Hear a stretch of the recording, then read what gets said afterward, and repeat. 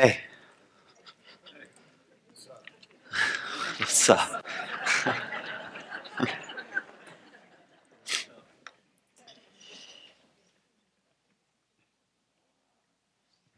Cacophony of small birds at dawn, may it continue. Bitter taste of early miners' lettuce, let it continue. Kids laughing on roofs, on stoops, on the beach, in the snow, may it continue. Triumphal shout of the newborn, may it continue. Deep silence of great rainforests, may it continue. May it continue, may it continue. This is Diane DePrima. She's a beat poet. I didn't really read it like the beat poets would. This poem is a flood of complexity and diversity. It's a flood of nuance and the hidden vitality of life just around the corner of your perceptions, of how you think the world is and what you think the world is. There's still more. One of the things that has stuck with me, I think, from our year of Terra, meaning Earth, last year's sort of theme, was just how wildly diverse the natural world is. Diversity is the norm. It's the way things are. Complexity and diversity that is mind-blowing. And something about, I think, consciousness in the 21st century is greater and greater awareness of just how wildly diverse all things are, including our own psyches, our own stories, the person you're married to, or your mom or your dad or your brother or the President of the United States. What do you really know? How wildly diverse life really is, correct? And if you've been tracking with us so far, the sort of overarching series is Ancient Virtues, Modern Values. I'm trying to have a conversation between the values that we state here in this community, which are, on the one hand, something we hold, and on the other hand, they're aspirational. We know we don't always live up to them. But also, where do they come from? What about the ancient conversation that still needs to lend its wisdom in a pretty unwise culture? So I'm just trying to have that conversation. So I want to talk about diversity, but I want to talk about it through the lens of a specific myth. And the myth is the myth of Narcissus and Echo, which the title actually, somehow there was a communication breakdown on the World Wide Web. The title is supposed to be Echo, Narcissus, and the absence of diversity. Because I'd like to suggest, I'm going to tell you my point in case you forget somewhere along the way, because the myth is, I'm going to actually read parts of this myth, and it's not the easiest to, you're probably not familiar with it. How many of you are familiar with the word narcissism? Okay. So now you're going to find out where it comes from. And I actually think we have a duty. Maybe it's just because I love words. Maybe I should say it's part of my duty. I like to wonder why we use certain words, especially ones that are making their way into contemporary talk. How many times have you heard narcissism being thrown around recently? Okay? Like every person that's going through a difficult patch in their relationship likes to say the other person is a narcissist. Not to mention the ones that are on television and running the country and so forth. So, but what is it? What is it? And where does it come from? I guess, let me say something else about background questions here. One of the things that I wake up thinking about is, it's kind of hard to put into words, but it's something like this. What is the archetypal structure of the culture we live in? In other words, what is the symbolic underpinnings and metaphoric backdrop of the way things are? What is the symbolic structure to the language we're using about other people and our political system and our entertainment industry and the economy? These are questions that are floating around. And to ask, in my mind, and to ask what is the archetypal structure of things invites us to think about myth. An archetype is simply a pattern. To call someone a narcissist is to call out a pattern that exists in the human psyche, perhaps, and maybe collectively. Individually, you could be a narcissist. I know you're not, but a culture can be narcissistic, correct? So it's personal and transpersonal at the same time. It's in the personal unconscious, perhaps, and also apparently in the collective unconscious, and it emerges from time to time. And it turns out the Greeks like to tell stories to help name the complexity of life. And what does this have to do with diversity? I was going to tell you. I'll come back to my opening point. What does this have to do with diversity? And here's my claim. This story about Narcissus is a story about facing greater diversity. The opposite of diversity is narcissism. Think about one solo person in their own bubble of a universe. That's a good image for what we might mean by narcissism. But to have that bubble burst is to have the bubble burst by something other than who you are. In other words, greater and greater diversity. Am I making sense? So the story of Narcissus and Echo is a story about diversity in a kind of roundabout way. So do you want to hear the story? You're going to hear it anyway, so I don't really have much of a choice, because I'm a narcissist. I do what I want. Okay, some of this I'll paraphrase and some I'll give you straight from Ovid. Ovid is the poet here. He was writing poetry when Caesar Augustus was the emperor, which is very interesting, because who else was born under the reign of Caesar Augustus that people talk about around Christmas time? Okay? Interesting. Interesting.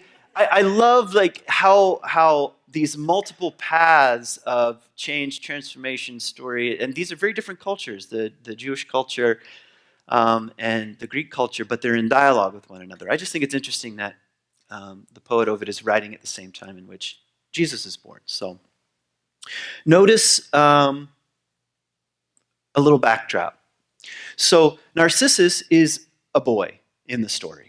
And his parents, one's a river god and the other is a nymph. So he has watery origins, which is important maybe later in the story if you know anything of where this is going. It's just an interesting connection between his parents are water creatures. So you can file that away. And anyway, he's born, he's a very beautiful boy. And being consulted, I'm reading now, being consulted as to whether the child would live a long life to a ripe old age, the seer, with prophetic vision, replied, if he does not discover himself. Okay? So it's kind of a creepy line, if he does not discover himself. So little lines like this are setting up the dilemma, the symbolic and archetypal dilemma. And the dilemma is something like, how does one discover oneself? Or another question would be, what does it mean to be a self? Can you go through life and never discover who you really are? And what would that mean? What would be the consequences? Might it mean you won't live to a ripe old age? So these are the questions that the prophet here at the beginning is just throwing out in a little cryptic phrase. I'll read more. One year, the boy reached 16. Very interesting age. Okay, 16 years old. Again, I'm inviting you to think mythically here, which is the best way to think anyway. And always assume these aren't historical facts. These are symbolic suggestions. What is happening at 16? Okay? So the boy turns 16, and he seemed to be both boy and youth. That's the line. Many youths, many young girls desired him. But there was such intense pride in that delicate form that none of the youths or young girls affected him. So he's coming of age, he's 16, and the poet's basically saying people are falling in love with him, but he's unaffected. He's not affected by this. One day, the nymph, Echo, saw him driving frightened deer into his nets, which I think is a funny form of hunting. She of the echoing voice, who cannot be silent when others have spoken, nor learn how to speak first herself.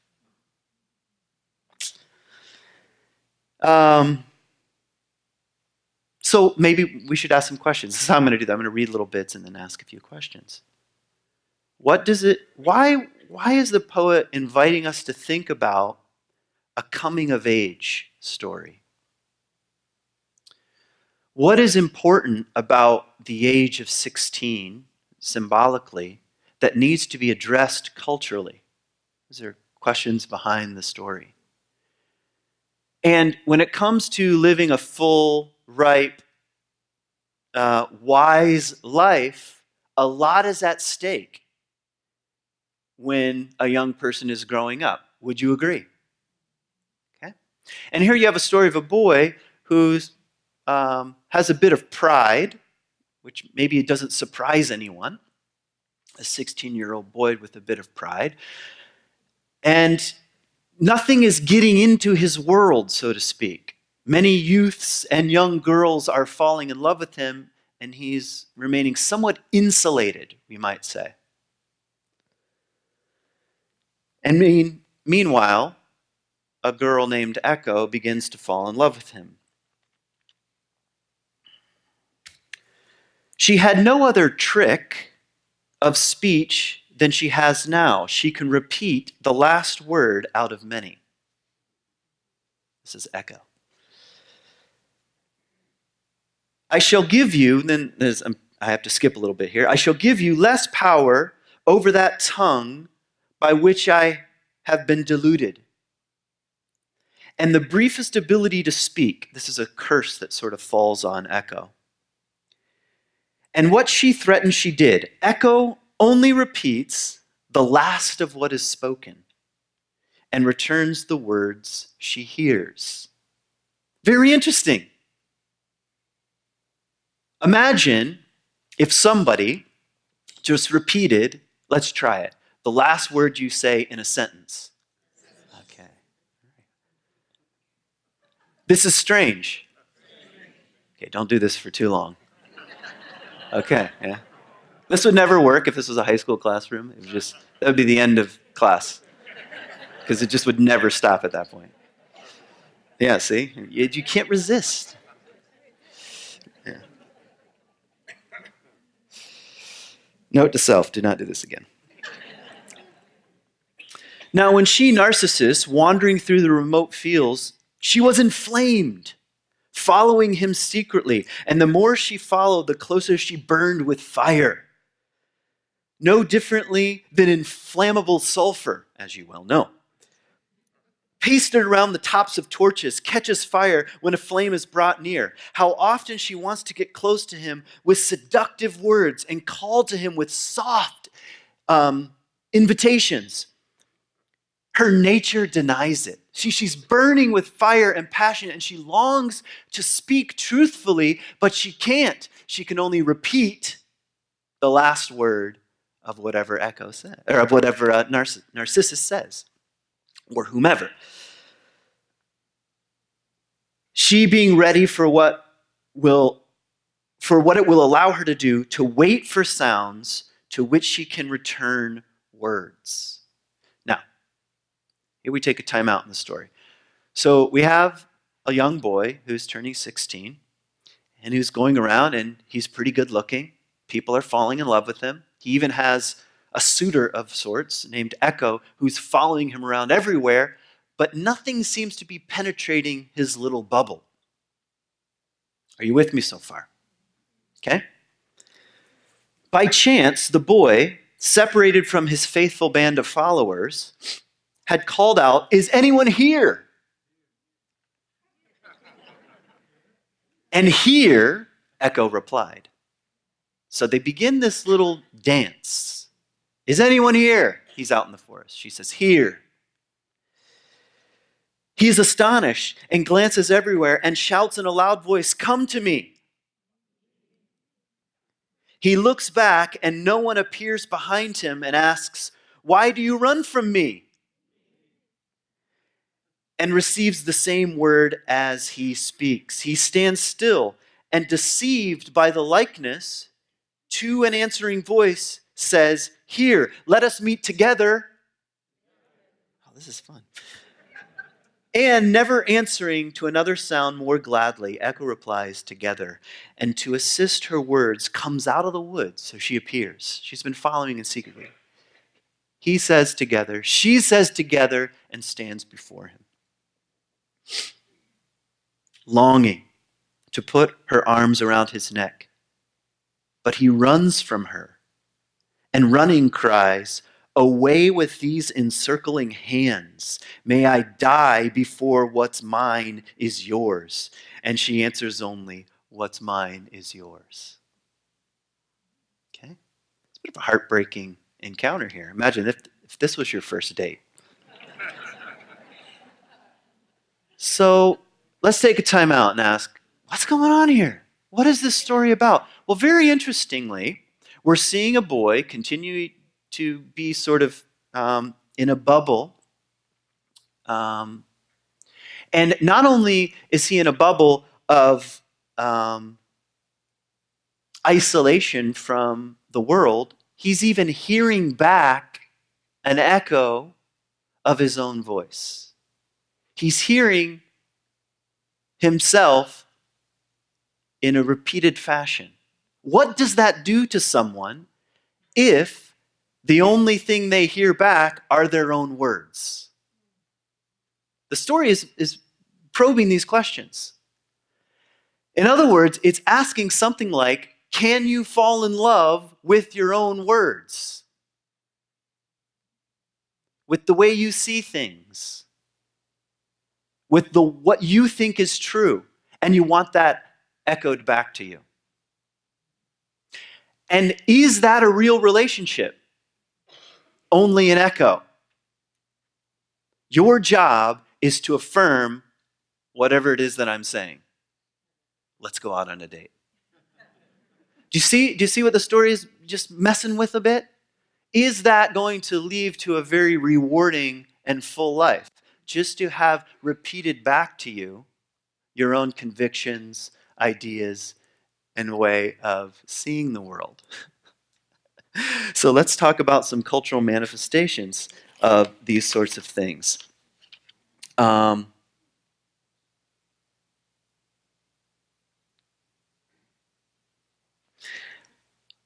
few weeks ago, I mentioned something that you probably already know, but I guess it's worth repeating now. How many of you have a smartphone? Okay. How many of you look at the news from time to time on your smartphone? Okay. Do you know why you're receiving those news items? Is because the algorithms are a contemporary manifestation of echo. It echoes back to you what it thinks you want to hear. Fair and balanced. Okay? That's the way it works. That's the way your Facebook feed works. That's the way your news feed works. And we now even have networks that are dedicated to your way of seeing the world. Correct? I'm not calling any of this wrong. I'm just saying there's an old story that Ovid talks about this echo mechanism that tends to keep you locked in your own little bubble. Am I making sense so far? I might add one other dimension. I don't want to get there are 3 or 4 layers or ways of reading this story, but I might also suggest one other thing, and it's a little bit more of a Jungian approach to this story. And it goes something like this. If a young person, and in this case a boy, doesn't come in contact with his own feminine, he will live cut off from one half of his own way of being in the world. And we'll see what's going to happen to him in a few minutes. So one way of reading this is some kind of other, echo, a woman, comes to him. Another way is just to see it as the areas of your psyche that you don't want to get near. Like the feminine, if you're a male. Or, you can swap these around. I don't want to be too rigid about it, but you get what I'm saying. How much does he really know about himself? The story is asking, sort of maybe in a more psychological way of reading it. Okay, so here is Echo echoing back what she hears. So here's what happens to her. Scorned, she wanders in the woods, hides her face in shame among the leaves, and from that time on, lives in lonely caves. This cut off part. And by the way, in the straight ahead reading of the story, it's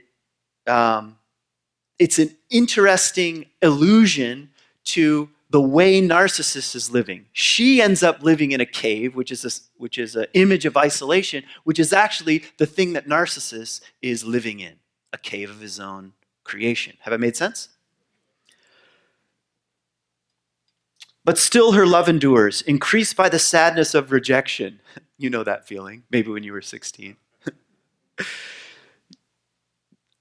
Her sleepless thoughts waste her sad form, and her body's strength vanishes into the air. Only her bones and the sound of her voice are left. Her voice remains. Her bones, they say, were changed into the shape of stone. She hides in the woods, no longer to be seen on the hills, but to be heard by everyone. It is the sound that lives in her. So the story just has this nice little turn where her bones get turned into stone, like when you're in a canyon and you yell and it bounces off the stone and you hear the echo. See, I think that's so interesting because if you were to take a kid out into the woods in the first century and they knew this story, it wouldn't just be like, well, what's happening is that your wave-like patterns are bouncing against it's communicating something on the symbolic level. What's it like to just hear yourself being repeated? Raising the question of, who am I? Exactly. You can't stop. You narcissist. Okay, let's go on. As Narcissus had scorned her, so he had scorned the other nymphs of the river and the mountains. So he had scorned the companies of young men. So now we see what's happening. He's cutting himself off from any other out there, any other being, any other presence that's going to disrupt his world.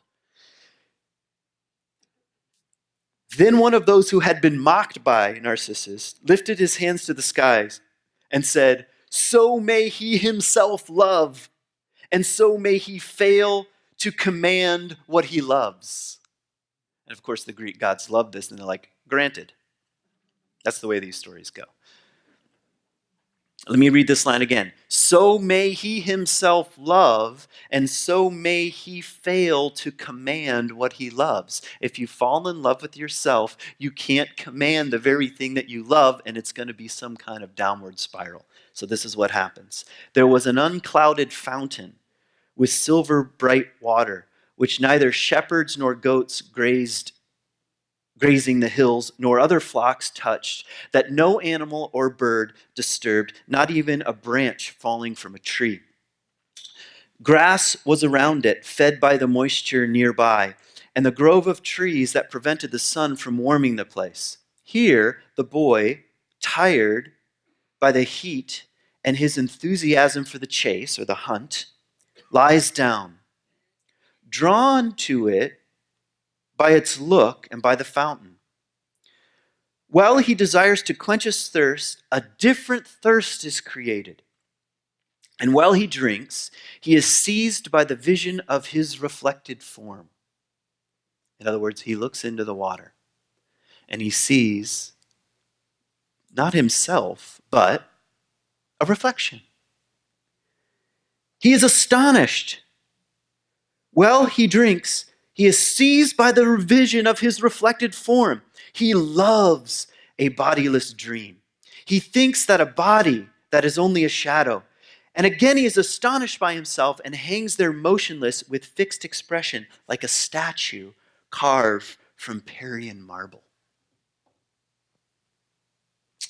Flat on the ground, he contemplates two stars, his eyes, and his hair, fit for Bacchus. It's really hard for me to throw in some contemporary associations. Fit for Apollo. His youthful cheeks and ivory neck, the beauty of his face, the rose flush mingled with the whiteness of snow, admiring everything which he himself admired. Unknowingly, he desires himself. What's interesting about the story from a psychological point of view is he does not know he's falling in love with himself. It's not that he thinks I'm falling in love with my reflection. He doesn't know it. He doesn't know how tiny his bubble is. He doesn't know the entire lens of perception is coming through the self. The isolated, small, egoic self, we would say in contemporary language. And the thing he loves is just simply an image and an illusion. That, even the smallest drop of a stone, and the image dissipates. So it's saying something about the nature of persona. So who are you is one good question. The other is, what image do you have of who you are? And how real is it? Am I making sense? And now we get to pick on social media a little bit because it dabbles in this world. And again, I'm not anti-social media. You can follow me online, okay? But very clearly, the image you put on social media is an image, correct? It's a persona. It's a mask. It's as unreal as Narcissus's reflection. Am I making sense? So what happens to a culture now that's obsessed with persona, with image creation? What happens to a culture? Well, see, I know everybody wants to pick on Donald Trump because he says here's Freud's definition of a narcissist, one with grandiose feelings of uniqueness. Freud's the one that, by the way, borrowed this story and came up with what we would call a narcissist. That's Freud. And we like to pick on Trump because he has very obvious feelings of grandiose uniqueness. But how did he become the president? It's not him. It's in the cultural water. It's not the only thing in the cultural water, as Leslie was pointing out in our pre-talk thing. We don't need to turn everything, say, American culture is totally this. No, it's just a dimension. But a culture that is in love with itself and with image tends to produce people who are in love with themselves and in love with image. Now, back to the story, what is the thing that could crack this self-image? Well, for one, Echo could, correct? If he could embrace the other as other, his love affair with himself collapses, correct? As long as he keeps the other at arm's length, he can remain with his illusions. Which is why I'm saying this story has something to do with diversity. The moment you let something or someone that's really, truly other into your orbit, the result is that it cracks your own illusions about who you are. How many of you have ever had yourself cracked open by someone that was really other? I hope so. If not, you might end up staring at yourself in the pool. And a good example of the pool is the phone. People literally walk around at this pool, looking down at this pool all the time, where I'm just seeing, in some sense, it's not the only way of putting it, so give me some leeway here, but in some sense, having a kind of illusion mirrored back to me. So we'll find out what happens to Narcissus.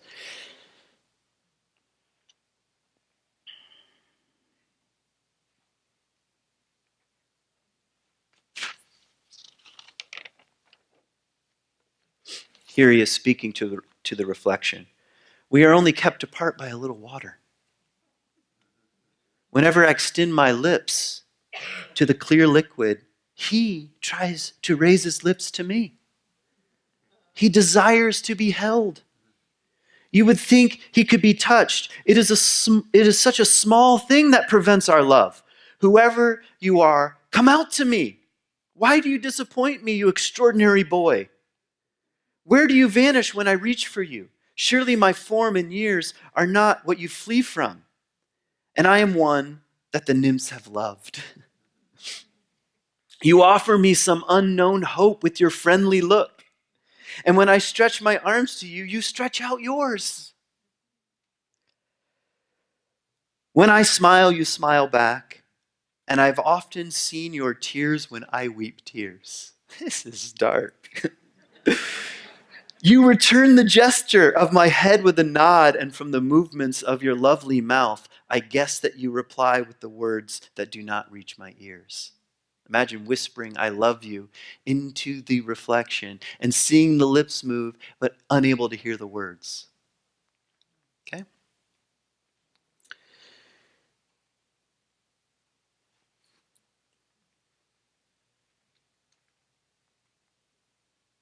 I like to, I'm skipping ahead. I want to just read his final line here to his own reflection. Nor is dying painful to me. Laying down my sadness and death, I wish that him I love might live on. But now we shall die united, two in one spirit. To be united in this sense, let's use some psychological terms, with your own egoic illusions about who you are, he's saying, I'm willing to go to the grave to keep these alive. It's a sad story, isn't it? It's a sad state of affairs when we work hard to make sure that nothing cracks our little bubble and to keep the other at arm's length. And if you think about the complexities of our political system and the many ideologies that we can now associate ourselves with, it's possible to live in a pretty self-contained cultural bubble, correct? Filled with others that you can interact with digitally but never crack. They simply remain out there. Thus, you die in your illusions. Or what is, I thought about this poem this morning, or this line, you've probably heard it from W.H. Auden. We would rather be ruined than changed. Really, we'd rather be ruined than changed. That's what Narcissus is talking about. I will go to the grave, because what if I have to change? I'd rather be ruined than changed. He goes on. We would rather die in our dread than climb the cross of the moment and let our illusions die. The cross of the moment is that moment of confrontation with the truly other, with the truly otherness of the other, which kills our illusions.